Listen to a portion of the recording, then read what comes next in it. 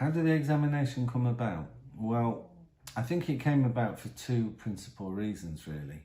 The first was that the youth theatre had been developed by Jian Xue to a very high level, and I think what we recognised was the need to really begin to heighten the performative aspect of the projects.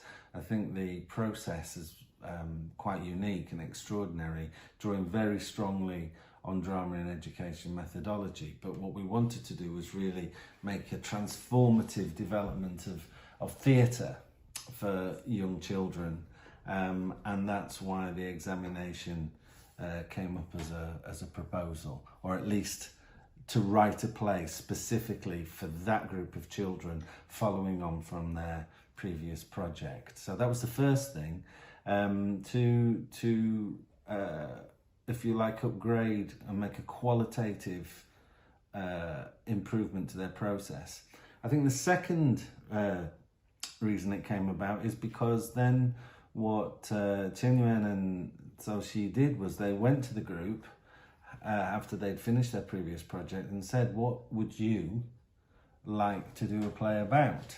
And they gave us a huge amount of feedback, but the thing that I think concerned them most of all was the culture of education, which of course isn't surprising because that's where they spend most of their time, in formal education. And in particularly, one of the things that they were very articulate about was how much bullying is built into the culture, and not just between students, but actually often, and sadly, between teachers and adults and children. And so that gave me the germ of the idea.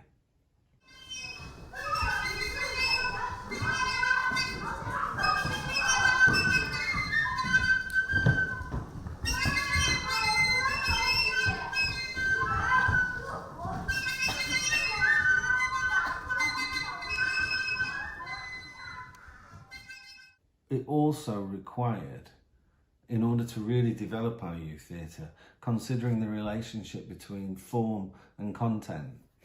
And that's when we came up with this idea of creating a play where there are two adult actors, essentially two of our actor teachers, working alongside the children, so that the children wouldn't be performing entirely on their own, but that they would be performing alongside two adult actors.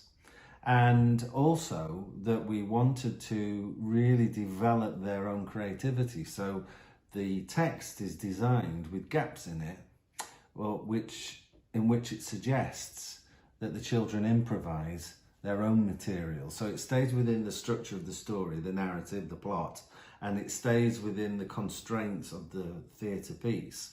But actually, you're giving them an opportunity to work as actors, young actors, with adult actors, to really begin to improvise in the moment deeper levels of meaning within the context of the story. So this was the first piece which was, I think, beginning to really develop a model which is unique within youth theatre, because of the relationship between form and content in the whole project, which is a 38-week process, which has a sort of 8 to 10 week rehearsal part, but prior to that there's a 28 to 30 week process drama, in effect, where the children become completely immersed within the context of the drama, so that actually when it comes to them performing, they're able to improvise at a very high level because they're so immersed in the content, and the form allows them to adapt.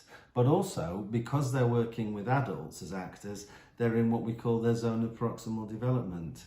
They're actually able, with more experienced peers, to work at a standard higher than their, if you like, individual stage of development at that moment.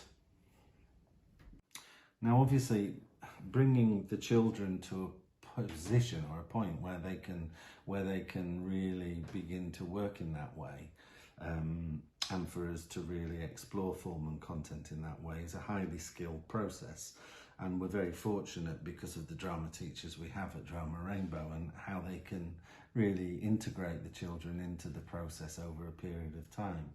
But it strikes me, and this is why I really want to explore it through this course, is the play, the examination is highly sophisticated. It's for children as young as 7 up to 9. The concepts that they are exploring through action are extraordinarily complex and rich, and in performing it, you're thrust right into your zone of proximal development. You're ahead of your own individual development within the social context. And also, I think what it offers is it offers a model for how you can really develop projects that explore that relationship between drama and theatre, process and performance, and deep content within a historical, social and political context, which enables the children to really claim their own creativity, and the gaps that are there to be filled are owned by them. And I think that this, as an approach, could offer a very interesting model that could be repeated elsewhere if you understand both how children learn, the relationship between theatre and drama, and also the nature of the art form and its component parts.